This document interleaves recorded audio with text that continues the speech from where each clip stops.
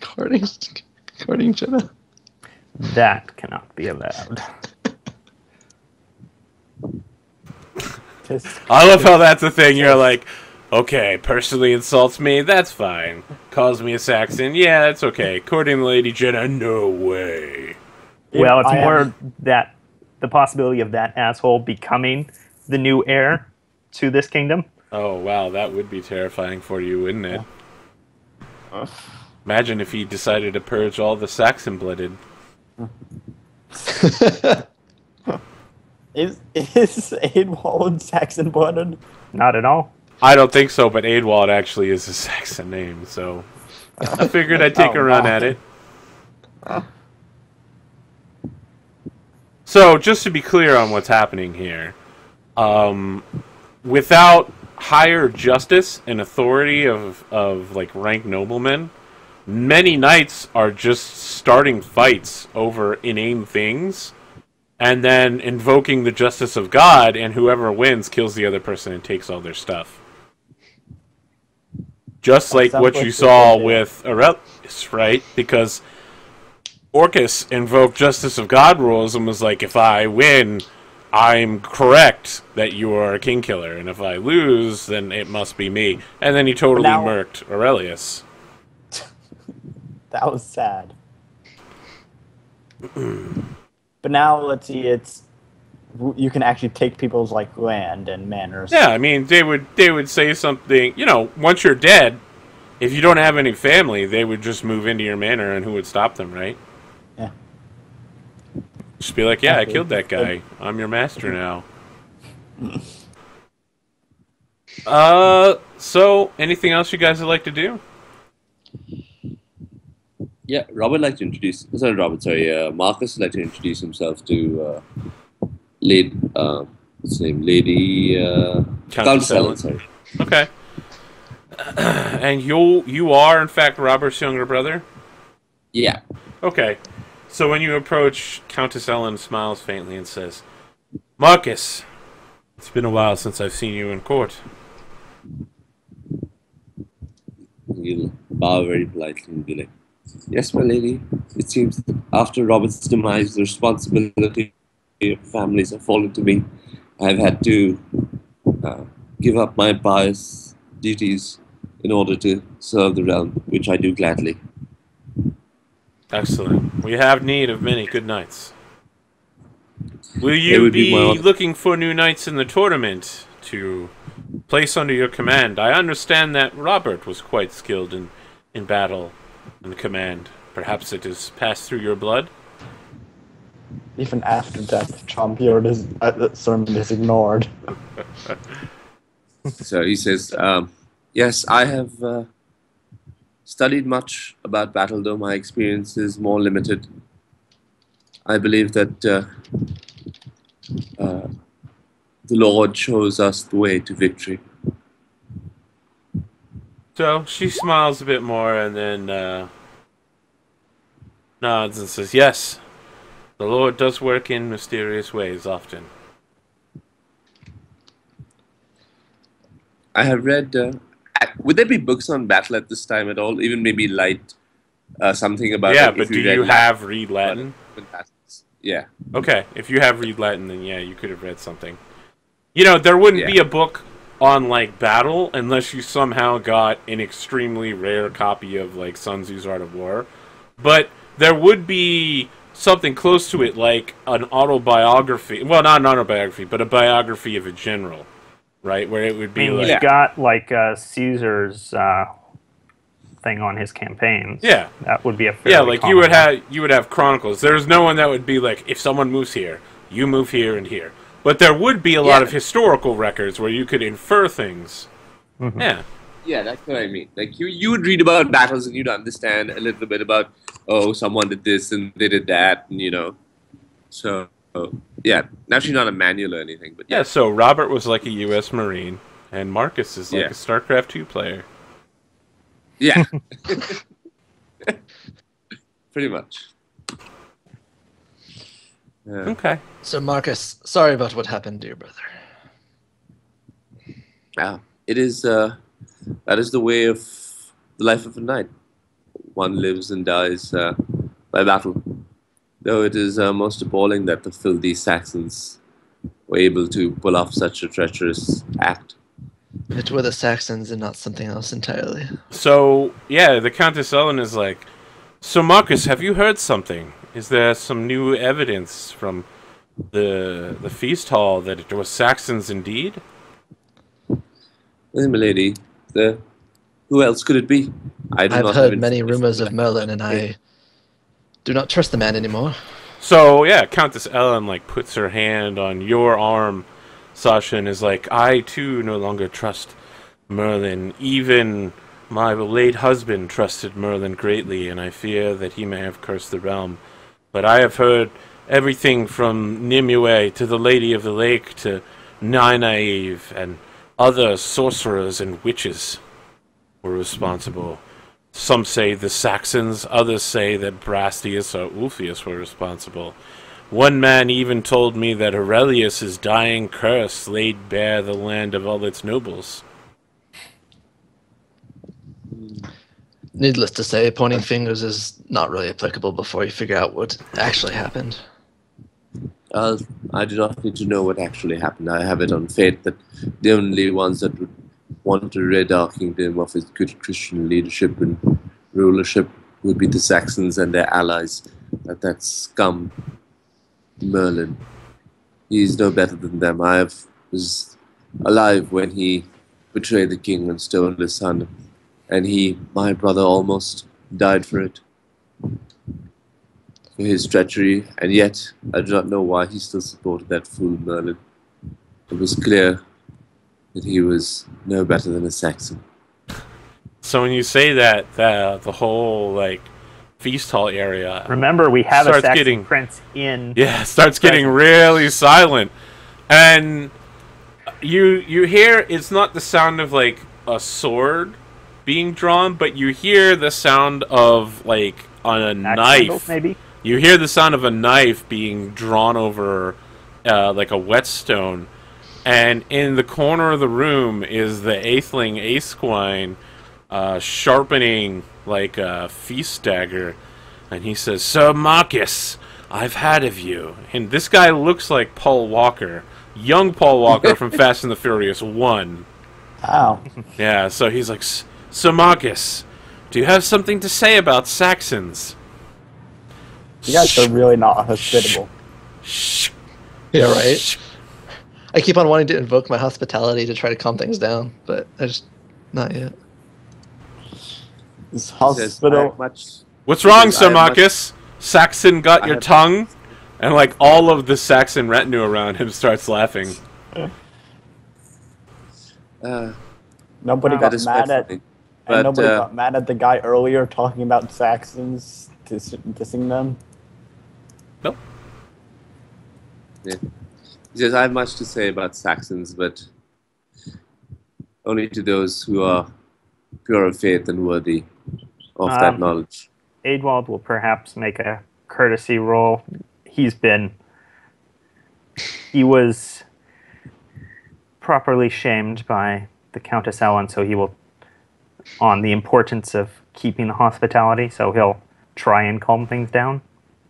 Okay. So Robert, he just say that, just to those of the faith, and he'd kind of like bow and walk away. Okay, yeah. So you basically dismiss yourself from the feast hall's, like, inner sanctum in the process, Marcus. Yeah, Adewald, you try to, like, calm it down, the situation, and the Aesquine, like, starts approaching you while still, like, wetting this knife and holding it towards you. He's not, like, making any threatening gestures, but he's still slashing a knife on a whetstone in your direction. And he says, Sir Adewald, did I hear that you have Saxon blood in you? Perhaps you'd like to join us. Unfortunately, sir, you are mistaken in that. My parentage is not of that particular heritage. So he turns to one of his scribes and says, Oh, make a note. If we have to conquer Salisbury, make sure to kill Sir Adewald. He is not a Saxon. And all of his like retinue was like, Actually, Marcus was going to make a joke about Saxon's writing, but okay. "Oh, do it, do it! Come on, man! Why not bend? We've already bent the rules of hospitality. Let's see if we can break them. Just snap it in half." How soon can Marcus die? That's the challenge.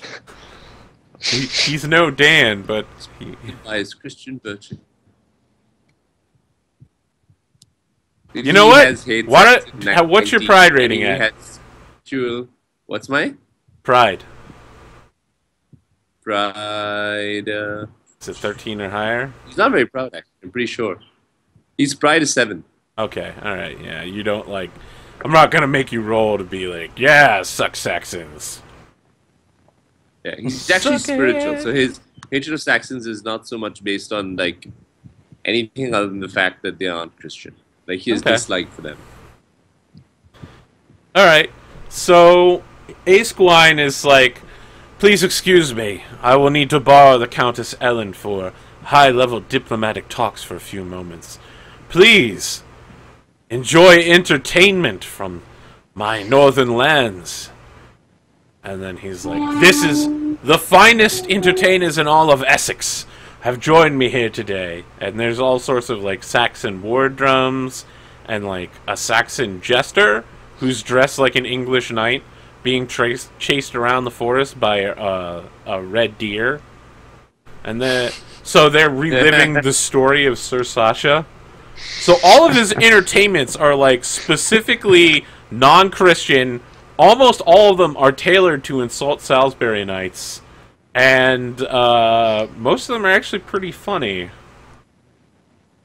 People at first are like awkward laughing, but by the time they're done with the story of wow, I had a really funny moment, and now I've forgotten it. But there's an incredibly funny moment, probably involving Sir Blaine's of Levcamagus. And the Countess being together in the same room. At that point, everyone's like completely laughing, and he and the Countess Ellen have slipped from the room. So, what would you guys like to do now? When Countess slipped away, if I turned to see her, make sure she was leaving of her own accord. Yeah, she was. All right, I'd go find Sir Marcus then. Okay.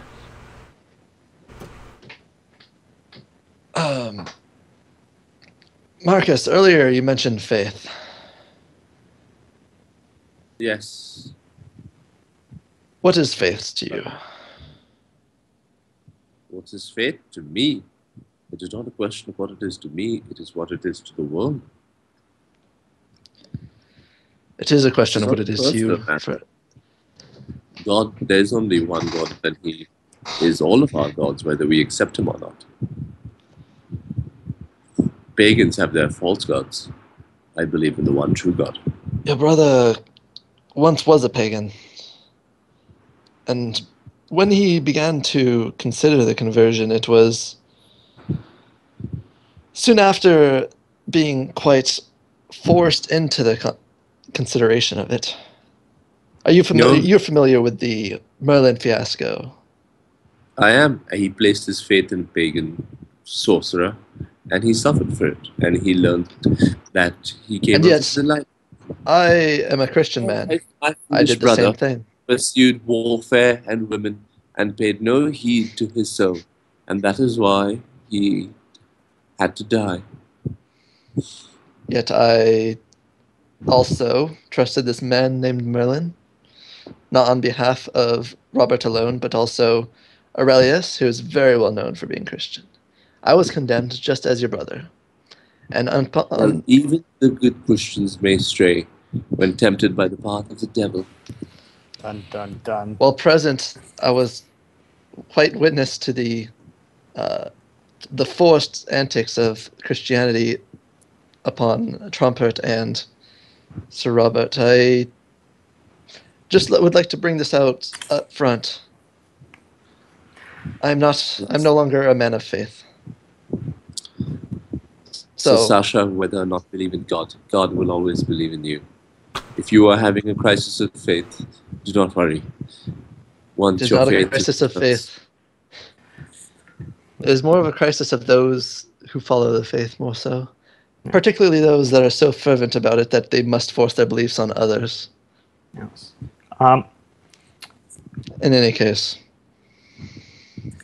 I'm going to head back to the feast. I hear they're going to tell that Red Doe story again. Yeah. Sir I really need Adwald to would dismiss that also rumor. like to speak with Sir Marcus. And so he'll bow and say, Sasha, thank you. I know you have many duties.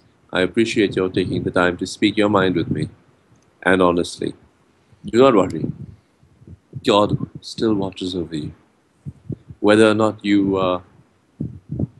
whether you verily follow him or not.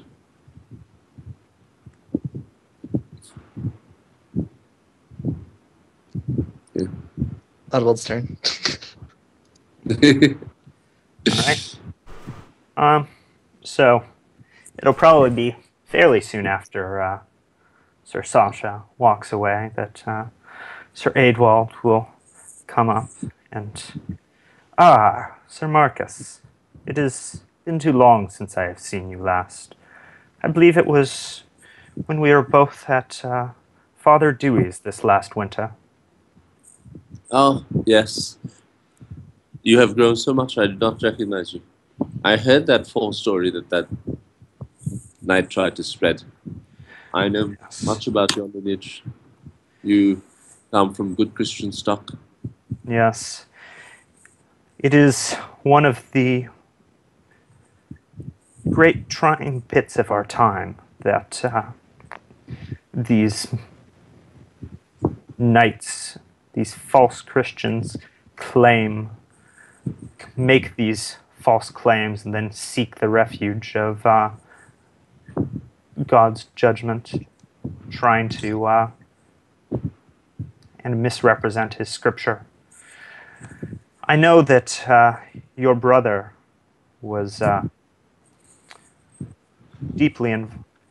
had spoken with my brother about working to promote the Order of the Red Cross. I wonder, perhaps at some later time, you might be interested with me in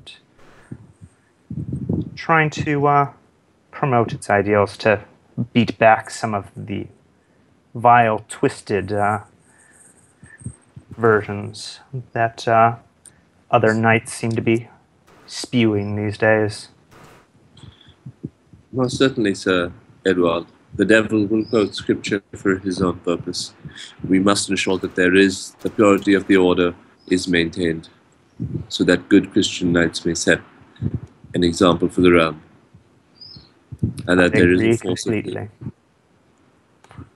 Well, perhaps we can discuss this more in the lead up to the tournament. I'm glad to have met you, Sir Edward. It is good to know that there are Christian men still in Salisbury. Far too many died in the battle. Last year. In the battle, and sadly before. Ah, yes. So, Sir Adwald will sort of embrace and then walk away. Okay. Interesting discussions. Is there anything else you guys would like to do? Certainly there's so much going on right now.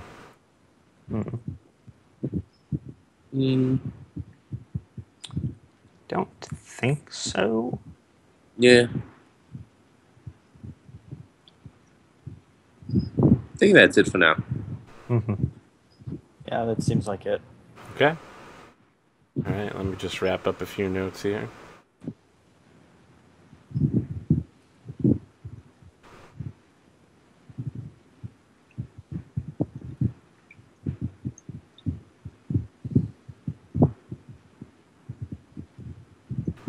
Okay. All right. Sir Brastius leaves before midnight, as does the courier from Duke Ulfius. Both of them set out in separate directions. The Countess Ellen comes out and gathers many of the remaining highest-ranked knights. The four of you are among the primary of her council. She says that Prince Esquine is the son of the King of Essex. He is here to discuss peace and tribute with the Saxons. If we pay him tribute now, he will guarantee peace for us and protection from any enemy Saxons who invade. He wants 100 head of cattle and 100 pounds silver. He does not demand our vassalage, though such an expression of loyalty would require less tribute and perhaps get us more privileges. And she swallows and says, "Is this something we're willing to consider, gentlemen? Debasing ourselves before the Saxons. I know it seems like a bad idea, but times are growing violent already. I'm uncertain what the best path for Salisbury is, and I'm willing to hear your counsel. And I'm sure in the coming years this will not be the last we hear from either Esquine or any of the Saxons." Have you heard of my nephew? Long since deceased, though. His name Dobbin? She nods and says, "Yes, I have heard of him. I believe I saw him a few times. He hid in the shadows and muttered to himself and spoke with many servants. A very unseemly man." My uncle's line. We've had a particularly strong hate of Saxons in our blood, but myself, I've seen much in the world that leads me to believe that nothing is black and white. Not faith, not fighting styles, not who can be allowed to fight.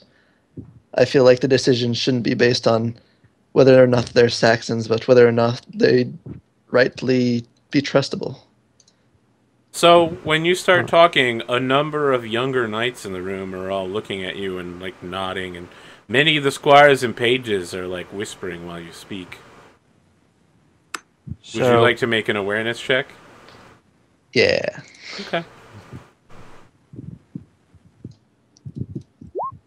Boo. Yeah, you have no idea what's going on. Too busy listening to the sound of your own voice. So, Adewald will step up to offer his counsel next. Okay.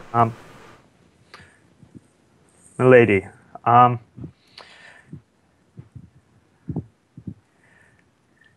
in these times, I fear I must simply speak from a practical stance. We have none of our senior knights, our ranks of warriors are depleted, and we are at our most vulnerable. In these times, as terrible as it may be, there is some wisdom in swallowing our pride for a time to allow our young men to rebuild their skills and grow so that they may equal the skills of their departed fathers and elder brothers. There's a lot of whispering while you're talking. Would you like to make an awareness check?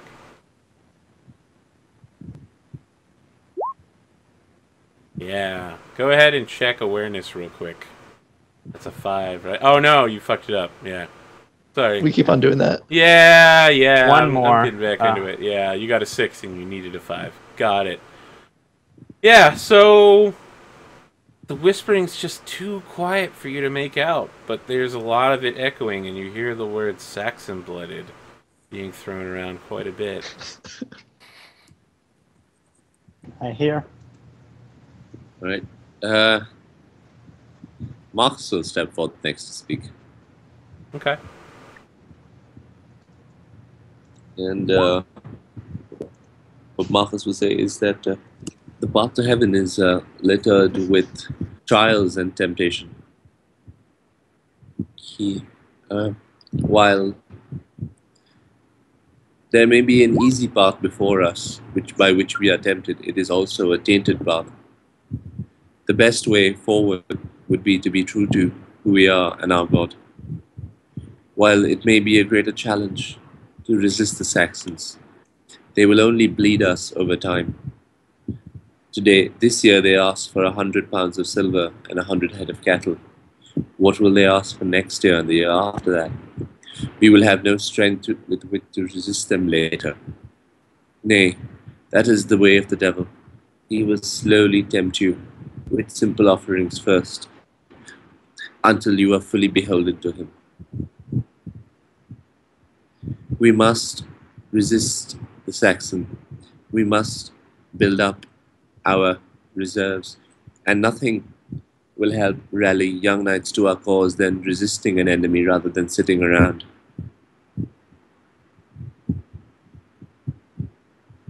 Wow, that's a really powerful speech. I like how you're like, yeah, working with the Saxons is the devil. So, hearing that, Aidwald is definitely powerfully considering that. Okay.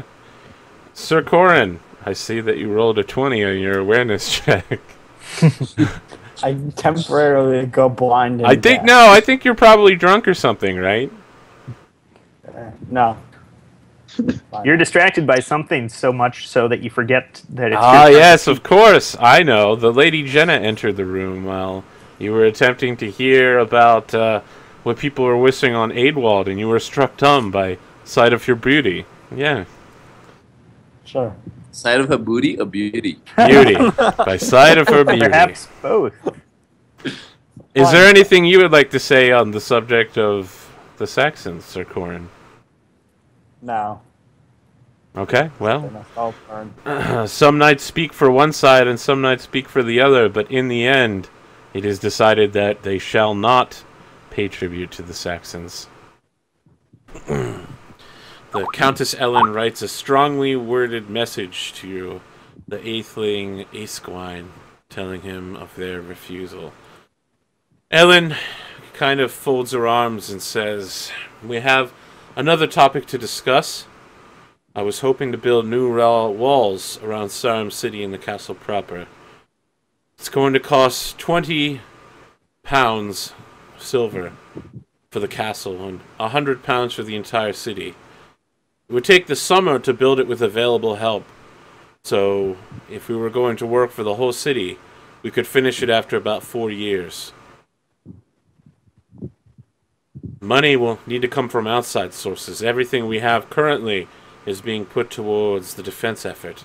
If any of you have any spare capital that you wish to aid in the defense of Salisbury, it would be greatly appreciated and most probably awarded." Milady, please allow me to dedicate a portion of my treasury to this effort. How much do you dedicate? Let me see how much he actually has currently. Let's see. He will dedicate 20 pounds. Okay, so you're basically paying for the castle by Yes. itself. All right. So give yourself 20 glory for conspicuous consumption. Countess Ellen, I have not the kind of spares that the other families have had, but I will dedicate 10 pounds to the Okay. construction.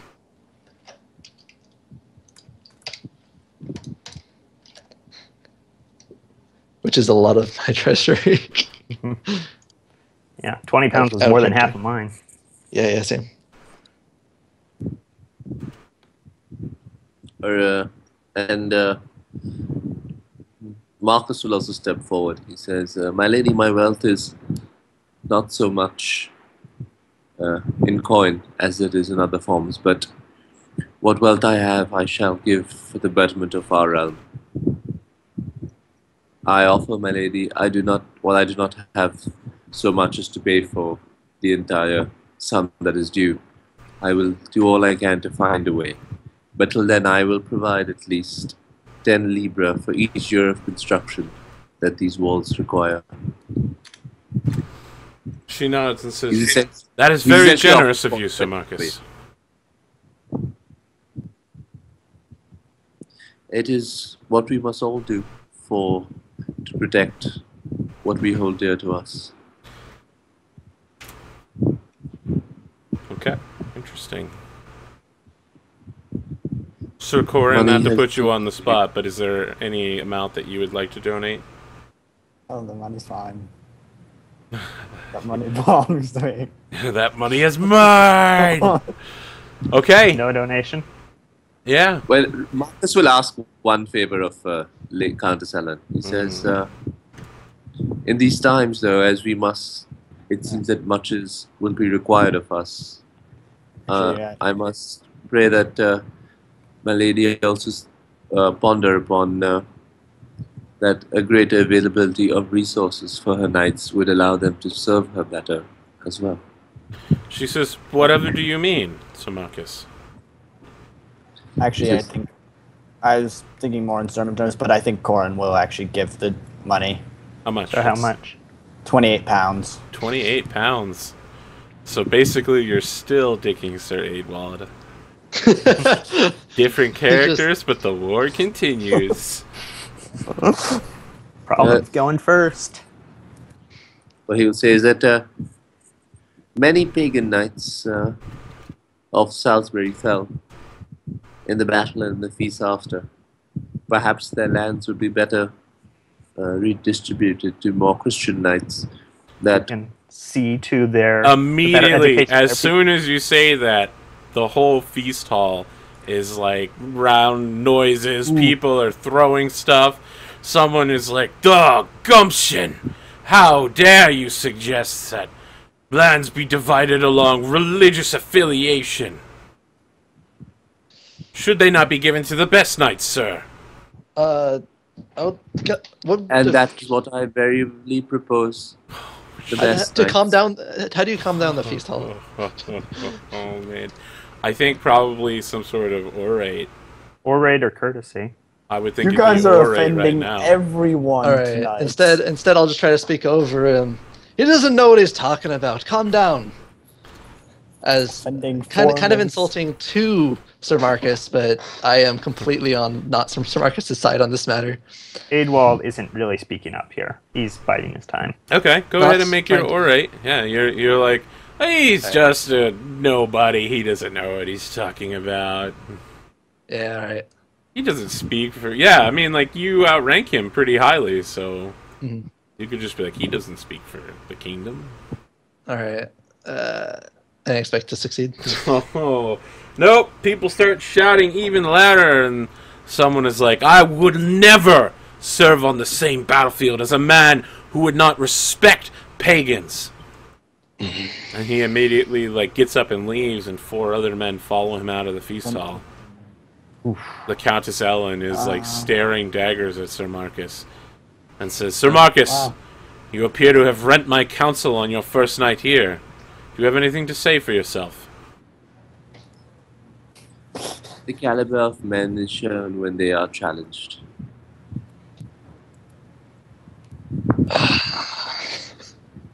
Everyone is mad at you. It would seem that they abandoned their countess.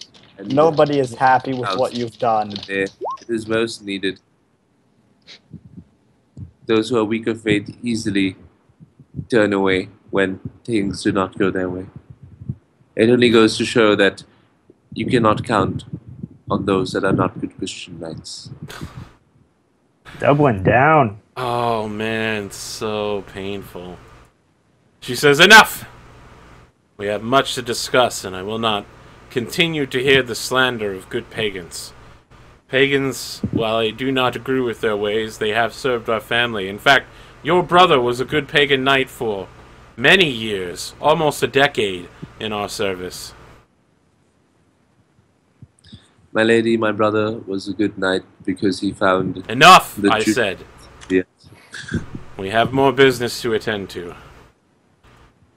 And she starts outlining the tournament for the next day. And at the end of the rules, she's like, I have determined who will be attending and who will be allowed to compete.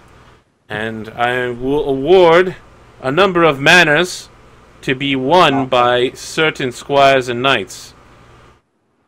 So I will be awarding these manors 2 knights in this room, and then winners at the tournament will be able to be eligible to take these. And in this way, we will strengthen these knights. They will be beholden to already experienced knights, such as yourselves here on my council. You will train them and lead them in war, and they will be fed and clothed. Is everyone understanding of how this process will work? Yes, my lady. Yes. Marcus will bow his head and say, "As my lady wishes." And to clarify, regardless of the knight, we are to do this. Indeed. More toward Marcus than Ellen. Okay, so she starts listing off a number of manors, and she says, I award the following 6 manors to Sir Corin. They are to be used directly in the effort to restock his castle, for which we have the defense of the north. His lands are the first that will be hit by the Saxons. He is to use the levies there in the defense of the realm, and the knights therein in battle. And she says, I have a number of other manors to award to Sir Aedwald, to be used in the defense of his castle as well. Wait, what? And so that's starting with Borstal Tower, Aedwald's new manors. What? Come on, man. She says, in addition, I award an extra 3 manors apiece to Sir Marcus, Sir Aedwald, Sir Sasha, and Sir Corin, to be used to help motivate them into the rank of bannermen, and they shall be the new wave of bannermen for this generation.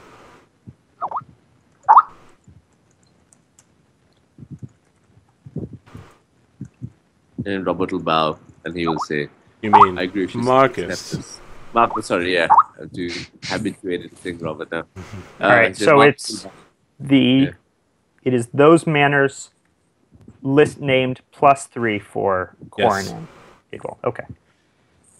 And then Says, she "My lady says, shows-" I still have more to award. The following manors will be to use as you see fit.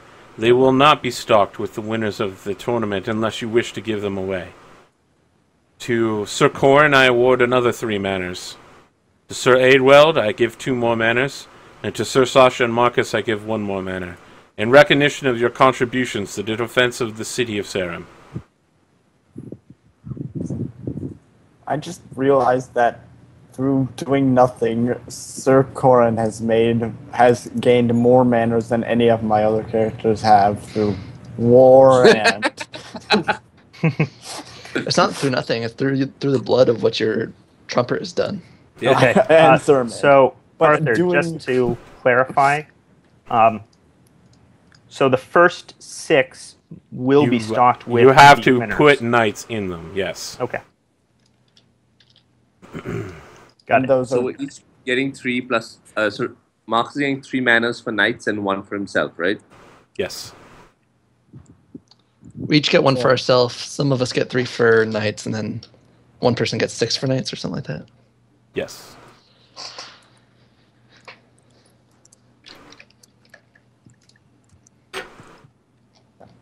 nine manners. Yeah. Or I'm starting to just writing all this down. Yeah, into the so manners like tab. this takes place over like an hour of her writing out deeds and titles and affixing seals and ribbons to them. There's a Are short those- ceremony. are those first 6 manners for the tournament? Yes, they have to be stocked with tournament knights, Okay. so that there are knights you can call to defense of the Wait, castle. but are they ours? So they're ours, or They Yes. will owe their loyalty. They to owe their loyalty directly to Sir Corin. okay. It basically makes you an instant bannerman and puts you well on the way to Baron. Jeez, all 6? Yep. Power. Whoa! Just how much? Don't complain.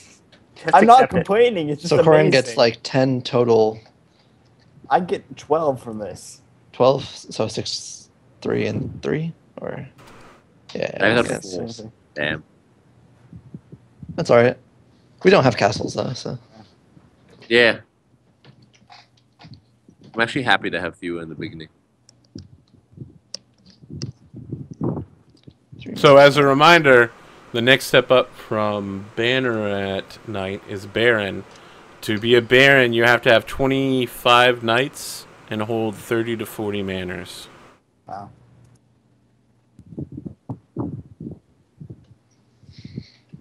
So good luck. Okay. I need to go And AFK. Banneret is you have to hold how many? Banneret is 4. You can find the rules for Okay. it in the rule book on page 134. I think now's a good time to take a break. We're about halfway through. Yeah. Everybody in agreement? Gives Right. us some time to work out Yeah. the totals. We'll take a 10-minute break here. A little less than 10 minutes. We'll do 9.5 minutes. So we'll be back after a short break. Make sure you purchase tonight's fine product that we're sponsoring, Nuka-Cola. Nuka-Cola. It's so delicious. All you have to